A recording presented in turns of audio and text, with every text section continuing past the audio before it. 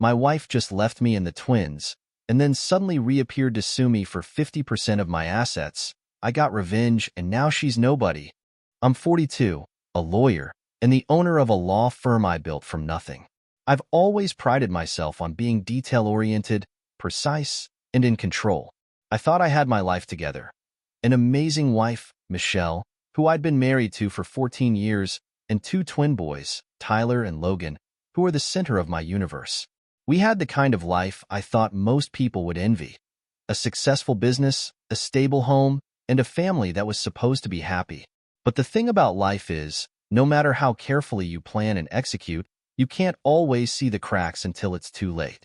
It started with small things you wouldn't think twice about if you weren't looking for signs of betrayal. Michelle had always been a social butterfly, but suddenly, she was spending more time out of the house than ever before. She said it was work, extra classes at the fitness studio, or meeting friends for drinks after a long day. I didn't question it at first. After all, I was the one who was often preoccupied with work, leaving her to manage a lot of things at home. But then the late nights started getting more frequent, and the distance between us grew. She became withdrawn, more protective of her phone, and less interested in the things we used to share. I noticed, of course, but I chalked it up to the natural ebb and flow of a long-term marriage. We'd been together for years, through highs and lows, and I assumed this was just one of those rough patches couples go through. It wasn't. One night, I came home earlier than usual. I was planning to surprise Michelle, maybe take her out for a spontaneous date night, something we hadn't done in months. When I got home, the house was unusually quiet. Tyler and Logan were in their rooms, and Michelle was nowhere to be found. Her phone, which she was always glued to, was lying on the kitchen counter, buzzing with notifications.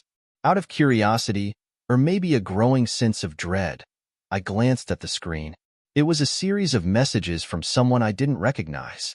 The words were flirty, intimate in a way that made my stomach drop. "Can't wait to see you again," one message read, followed by a heart emoji. I froze, feeling a cold wave of disbelief wash over me.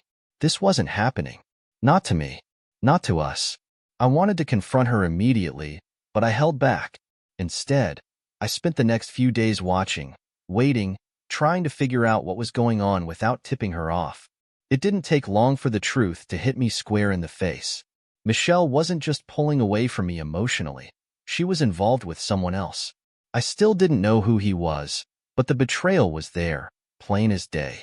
A few days later, I had the proof I needed. Michelle came home late again, her excuses sounding more flimsy by the day. When she fell asleep that night, I did something I never thought I'd do. I checked her phone. What I found nearly broke me. She'd been seeing someone for months. The texts were explicit, detailing everything they'd done together, mocking me for being clueless, for trusting her. The man? One of my clients. That was the part that made everything so much worse. It wasn't just some random guy. It was a man I'd been working with for years.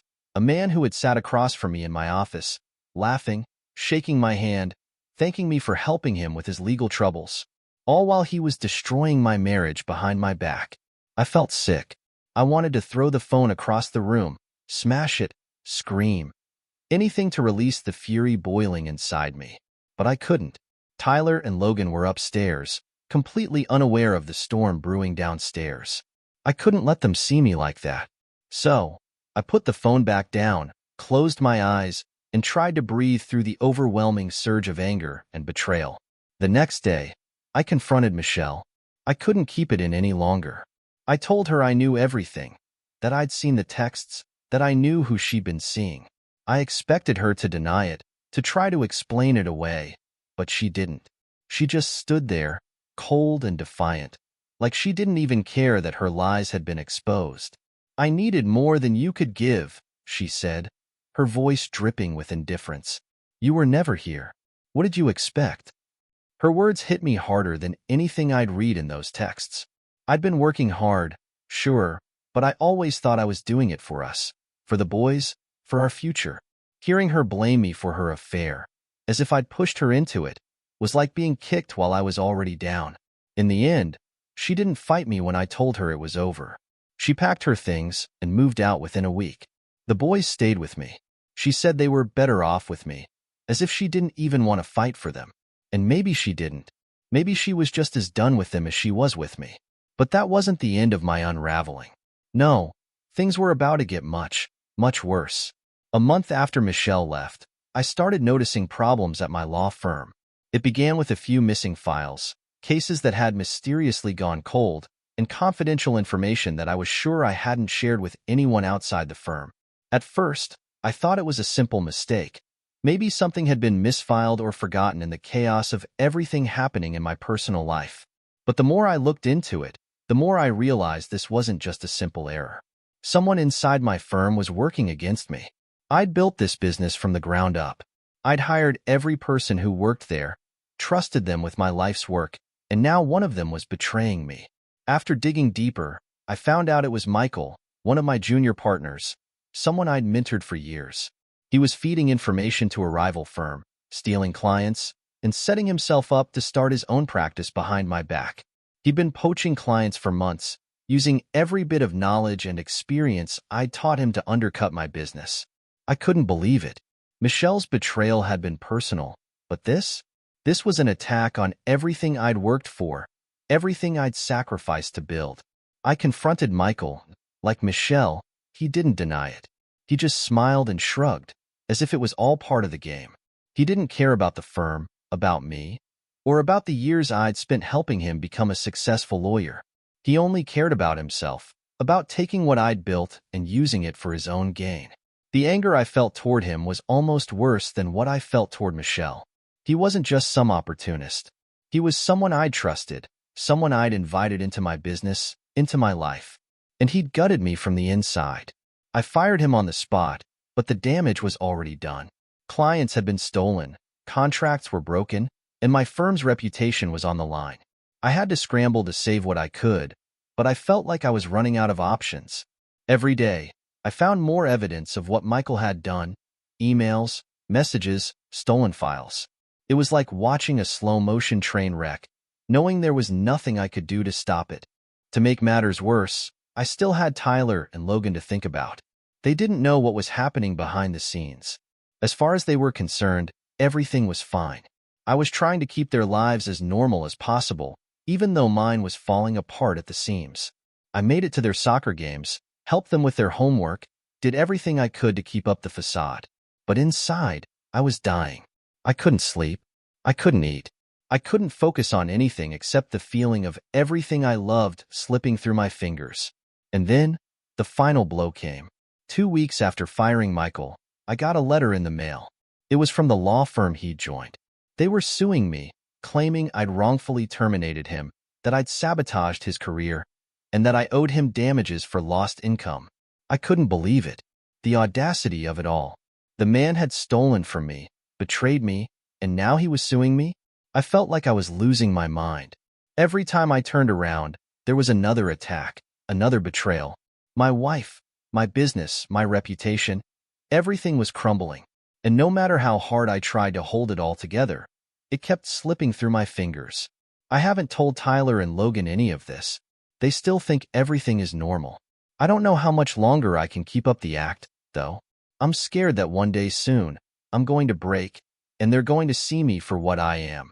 A man who's lost control of everything. I don't know what to do. I've spent my entire life being the guy who fixes problems, the guy who always knows the right move to make. But now I feel completely lost. I don't know how much more of this I can take. I've lost my wife, my trust in the people I thought I knew, and now I'm watching my career circle the drain. Every part of my life feels like it's unraveling, and I'm just trying to survive the fallout. Update.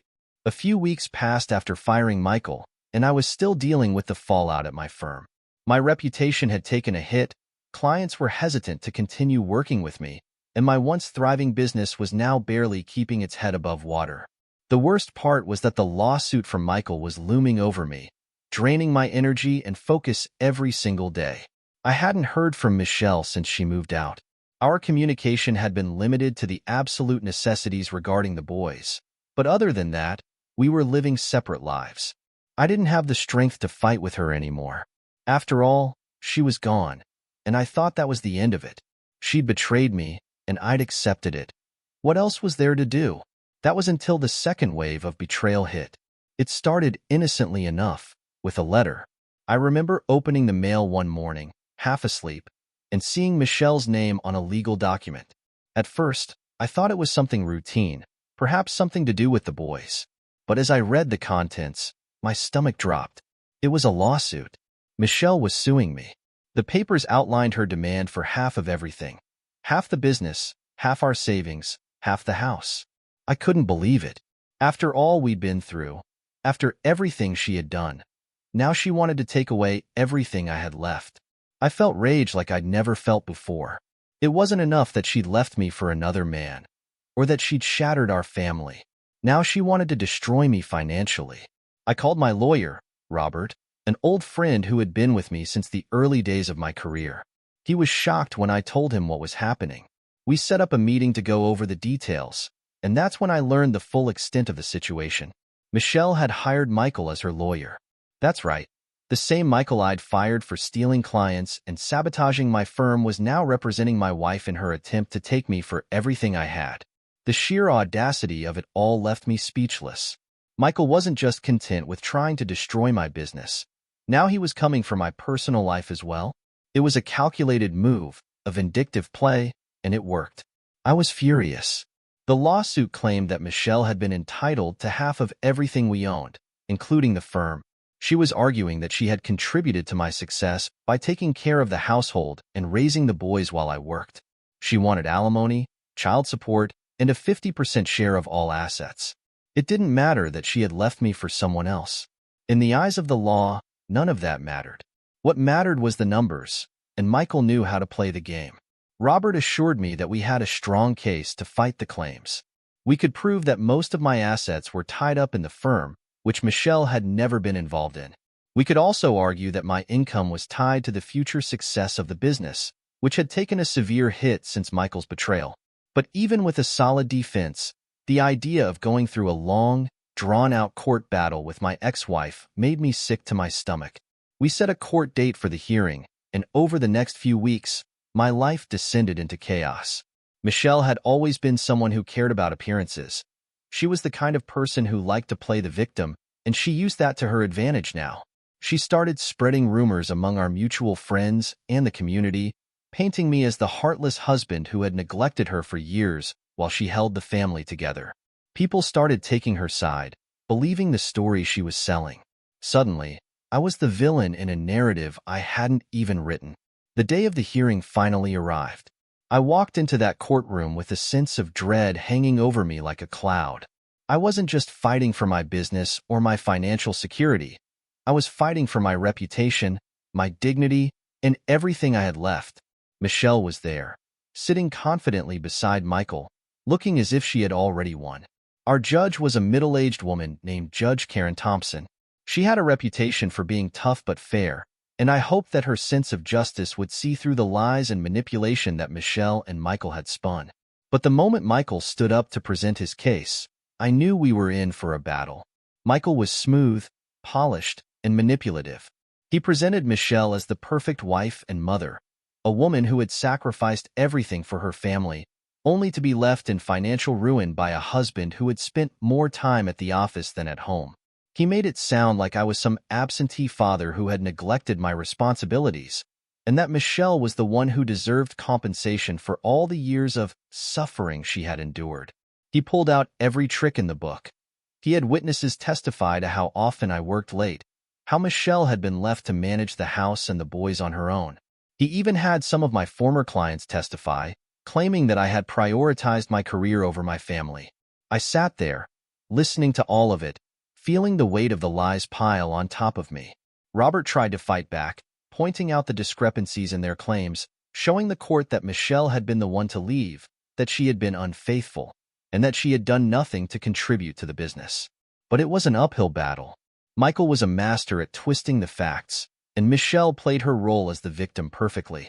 One of the most shocking moments came when Michelle took the stand. She broke down in tears, telling the court how she had felt abandoned by me, how I had put my work before her and the boys, how she had tried to make things work but ultimately had no choice but to leave. She painted a picture of a woman who had been emotionally neglected for years, and I could see the sympathy in the judge's eyes. But the part that really hit me was when she revealed her affair. Michelle didn't try to hide it. She admitted to the court that she had been unfaithful, but she didn't take responsibility for it. Instead, she blamed me. She said that my neglect had driven her into the arms of another man, that she had been searching for love and attention that I couldn't give her. She made it sound like it was my fault, like I had pushed her to cheat. I wanted to stand up and scream. I wanted to tell the judge that none of this was true, that Michelle had chosen this path on her own, but I knew it wouldn't matter. In a divorce case, the courts don't care about who cheated or who's at fault. They care about the financials, and that's exactly what Michael was banking on. The case dragged on for weeks. Every day, I walked into that courtroom, hoping for a glimmer of justice, but every day I felt the walls closing in on me. Robert did his best, but the odds were stacked against us. Michelle and Michael were relentless, and they used every dirty tactic in the book to paint me as the bad guy. And then came the final blow. Michelle wasn't just suing for half of the assets. She was also suing for primary custody of the boys. I hadn't seen that coming. I thought she had no interest in taking the boys away from me, especially given how little she had been involved in their lives since the separation. But Michael had convinced her that winning custody would give her leverage in the financial settlement. It was a calculated move, and it worked. Suddenly, I wasn't just fighting for my business. I was fighting for my children. The custody battle was brutal.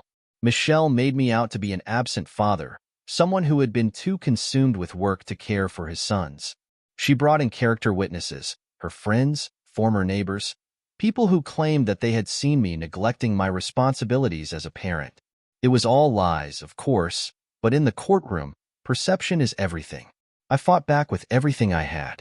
I brought in teachers, coaches, and other parents from the boys' school to testify to my involvement in their lives. I showed the court the countless hours I had spent with them, the weekends I had taken off work to be at their games, the trips we had taken together. I thought I had a strong case, but the damage had already been done. Michelle had succeeded in casting doubt on my abilities as a father, and the court was leaning in her favor. The day the judge made her ruling was one of the worst days of my life. She awarded Michelle 50% of the assets and granted her primary custody of Tyler and Logan. I was devastated. I couldn't believe it. The judge had ruled that Michelle's role as the primary caregiver for the past 12 years outweighed any mistakes she had made. As for me, I was left with visitation rights, weekends, and some holidays, but nothing close to what I had before. I walked out of that courtroom feeling like my life had been ripped apart. I had lost half of everything I had worked for. My business was in shambles, and now I was going to lose my boys too. Michelle had one. Michael had one. And I had lost everything. But the story doesn't end there. In the weeks following the court's decision, things took an even darker turn. One evening, I was sitting in my now half-empty home when I got a call from Robert. His voice was tense, and I could hear the urgency in his tone. He told me that there had been a development in the case, something unexpected. Apparently, Michelle had been in contact with a private investigator, and they had uncovered some disturbing information about Michael. It turned out that he hadn't just been representing Michelle, he had been manipulating her from the start. Michael had orchestrated the entire lawsuit, pushing Michelle to go after me for more than just the money. He had been feeding her lies, telling her that she would win everything if she followed his plan. And worst of all, he had been siphoning off funds from her settlement into his own accounts. He was planning to leave her high and dry once the case was over. I couldn't believe what I was hearing. After everything, after all the lies and betrayal, now it turned out that Michael had been playing both of us. He had been using Michelle to get back at me, all while lining his own pockets in the process. Robert advised me to file a new lawsuit, this time against Michael, for fraud and legal malpractice. I was hesitant at first. I didn't want to go through another court battle, but I knew I couldn't let Michael get away with it. He had destroyed my business, my marriage, and now he was trying to scam his way into a fortune. I filed the suit, and the investigation began. Over the next few weeks, more and more evidence came to light. Michael had been involved in multiple shady dealings, using his position as a lawyer to manipulate clients and steal from them. He had a history of bending the rules, and now it was all catching up to him. In the end, justice was served. Michael was disbarred and faced criminal charges for fraud and embezzlement. Michelle, realizing that she had been played, dropped her claims for primary custody and agreed to a more equitable custody arrangement for the boys. It was a small victory in the midst of all the chaos, but it was something. Now, months later, I'm still picking up the pieces. My business is slowly recovering, but it will never be what it once was. Tyler and Logan are adjusting to the new custody arrangement, and I'm doing my best to be the father they need, even though I don't get to see them as much as I want. As for Michelle, we barely speak. The betrayal was too deep, too painful for me to ever fully forgive. But I've learned to accept that some people will do anything to get what they want, no matter the cost. The hardest part of all of this has been learning to trust again. After being betrayed by the people I thought I knew best, it's hard to let anyone in. But I'm trying. Every day, I'm trying. If there's one thing I've learned from all of this, it's that life doesn't always go according to plan. People will betray you. They'll hurt you in ways you never imagined. But in the end, it's how you rise from that betrayal that defines who you are. Update. Although I'd managed to expose Michael's corruption and get a more balanced custody agreement, I couldn't shake the feeling that things weren't over. Michelle had taken so much from me, and the custody arrangement still wasn't what I wanted for Tyler and Logan. I knew they belonged with me, full-time. I wasn't going to stop until I got everything back, not just financially, but as a father. I couldn't bear the thought of my boys being with someone as manipulative and neglectful as Michelle. That's when I decided I needed to dig deeper into Michelle's life. I knew there were things she was hiding, things I could use in court to get full custody of my children and turn the tide in my favor for good. I wasn't just looking for revenge. I needed to protect my boys from the toxic environment Michelle had created. She had already tried to use the legal system to destroy me, and I wasn't about to let her succeed. I needed experts, real professionals, not just any private investigator. I wanted the best. After some research and asking around, I got connected with a pair of highly regarded detectives known for uncovering dirt where no one else could. Their names were Lucas Grant and Rachel Whitman. They weren't your run-of-the-mill private investigators. They specialized in high-stakes cases like mine. Lucas was an ex-FBI agent, known for his ability to blend into any environment and get people to talk. Rachel had a background in cyber forensics, a tech genius who could pull data from places no one else could touch. They were a dynamic duo, and I knew if anyone could help me gather evidence to bring Michelle down, it was them. When I first met with Lucas and Rachel, they immediately put me at ease. Lucas was calm, professional, and had that aura of confidence you'd expect from someone who had been in the FBI for years. Rachel was sharp, analytical, and wasted no time diving into the details of my case. They were based out of New York but traveled wherever the work took them, and luckily, they were more than willing to take my case. "Tell us everything," Lucas said, leaning forward in his chair as we sat in my office. "We need to know exactly what we're working with, where we can dig, and how far you're willing to go." I didn't hesitate. I told them about Michelle's affair with one of my clients, about how she had teamed up with Michael to try to destroy me, and about how I suspected she was still hiding things from me. I also mentioned her increasingly erratic behavior, how she had started staying out late again, how she barely spent any time with Tyler and Logan even during her custody periods, and how I had a feeling she was up to something bigger. It was clear she wasn't as focused on being a mother as she liked to pretend. Rachel pulled out her laptop and began taking notes. "We'll start with her phone records, emails, and social media activity," she said, her fingers flying over the keyboard. "If she's communicating with anyone suspicious, we'll know." Lucas nodded. "I'll put some eyes on her movements. We'll get a clear picture of who she's spending her time with and where she's going. If there's anything shady going on, we'll find it."